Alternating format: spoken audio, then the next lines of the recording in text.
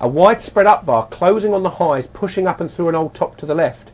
This is demand and an effort to go up. After this event, the market usually rests or starts to react. You are now looking for indications of strength to confirm that strength. Okay, so Philip, do you want to discuss absorption volume? It confuses people, right. And I think you and Tom would be very good to discuss absorption volume, because remember, Tom's book says ultra high volume bars, they're weak, but of course there's the exception, and this is it. So listen very carefully. This is the one exception to high volume up bars.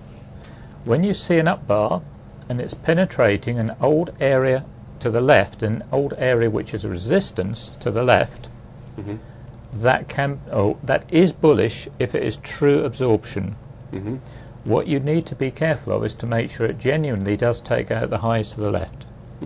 All of them? All of them, because if it doesn't, then it can actually be a very weak signal, so you have to be careful there. But once it's done that, the market will very often then come back down and test the area where it's broken out, what we call a test of a breakout, and that then gives you a very strong entry signal to go long. And now describe a test of a breakout, because that's a signal within TradeGuider, isn't it? It's in the software. Yes, that's the one we forgot. Test of a breakout. Yeah, go on. Well, it's a test. It's another test in a rising market, really, Same because thing, by then you're in a rising trend. What's happened is you've gone up, you've seen the absorption volume, which is the increase in volume to the upside, but that increase in volume will have had some supply on it.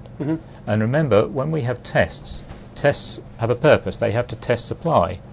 And so what the test would do in a rising market, or the test of a breakout here, would be it would be testing the supply which is involved on that breakout to the upside.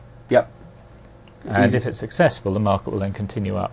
Okay. Now, Alan had a question for Tom, but I think what we'll do here, because of time, most of you know that Tom does a newsletter every Friday which discusses what the market's going to do next week. Every Saturday. Now, you haven't been wrong yet at all, and everyone can go and vouch for that. You've been spot on.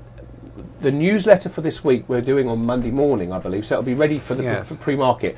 Everybody who signed up for the seminar will send you a copy of for this seminar, as you paid for it. We'll send you a copy of the newsletter so you can see it. Because Alan wanted to know, we were looking at the stock Apple, and he said you've got to be careful with Apple, because if the parent index continues to go up, Apple may move sideways and may follow it.